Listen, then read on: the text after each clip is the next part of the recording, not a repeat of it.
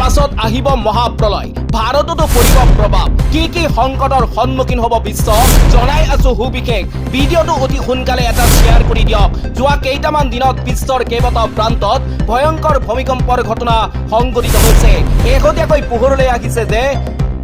আহিব পাৰে মহাপ্ৰলয় যাৰ প্ৰভাৱ ভাৰততো পৰিব পাৰে ভূমিকম্প আৰু মহাপ্ৰলয়ক লৈ বিভিন্ন ধৰণৰ ভৱিষ্যতবাণী কৰা হৈছে একাংশৰ মতে 2025 চনটো অত্যন্ত অশুভ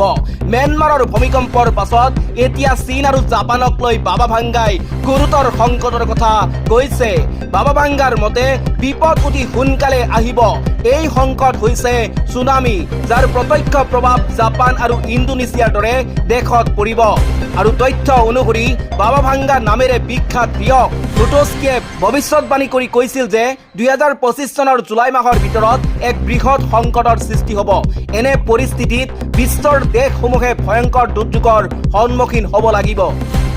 জানিব পৰা মতে চলিত বৰ্ষৰ জানুৱাৰী মাহত বাবা ভাঙ্গাই সুনামি সন্দৰ্ভত ভৱিষ্যতবাণী কৰিছিল তেওঁ কৈছিল যে টাইৱান আৰু জাপান হংকং আৰু ইণ্ডোনেছিয়াত ভয়ংকৰ সুনামিয়ে জোকাৰি যাব আৰু সেই সময়ত তেওঁৰ কথা কোনোৱে গুৰুত্ব দিয়া নাছিল যদিও म्यानमाৰৰ ভূমিকম্পৰ পাছত তেওঁৰ ভৱিষ্যতবাণীয়ে বাতৰিৰ শিৰোনাম দখল কৰিছে পথৰ কাষত মিঠাতেলৰ পুখুৰী হাতে হাতে পাত্ৰলৈ ওলাই আহিল ৰাইজ ক'ত হৈছে এই ঘটনা জনাই আছো সুবিশেষ ভিডিঅ'টো এটা শ্বেয়াৰ কৰি দিয়ক এক মিঠাতেল ভৰ্তি পুখুৰীৰ পৰা তেল সংগ্ৰহৰ বাবে হাতে হাতে পাত্ৰলৈ ওলাই আহিল বহু লোক যি যেনেকৈ পাৰে সেইদৰেই পুখুৰীটোৰ পৰা সংগ্ৰহ কৰিছে তেল হয় ঠিকেই শুনিছে মিঠাতেলেৰে ভৰ্তি হৈ আছে এটা পুখুৰী পিছে ক'ত হৈছে এই ঘটনা খাদ্য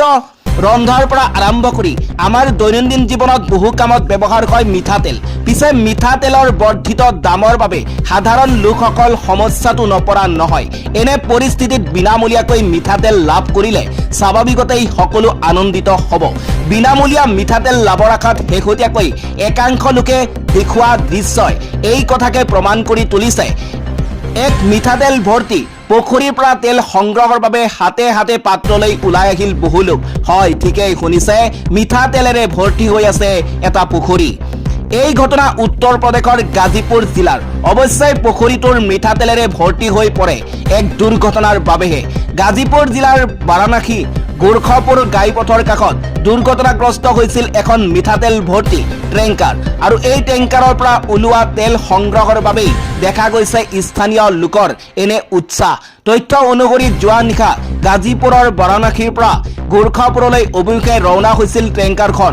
যাত্ৰাৰ সময়তে নন্দগঞ্জ থানা এলেকাৰ অন্তৰ্গত নাইচাইৰা গাঁৱৰ সমীপত ট্ৰেংকাৰখন বাগৰি পৰে ইয়াৰ ফলত পথৰ কাষৰ এটা পুখুৰীত ট্ৰেংকাৰখনৰ পৰা তেল ওলাই বাগৰি পৰে স্থানীয় লোকে উল্লেখ কৰা মতে আছে পাছে থকা গাঁৱৰ লোকসকলে এই পুখুৰীত মৰা জীৱ জন্তু পেলাই দিয়ে কিন্তু মিঠাতেল বাগৰি পৰাৰ খবৰ শুনি সেই পুখুৰীৰ পৰাই তেল সংগ্ৰহৰ বাবে উদগ্ৰীৱ হৈ পৰে স্থানীয় লোকসকল আৰু হাতে হাতে বাচন লৈ ওলাই আহে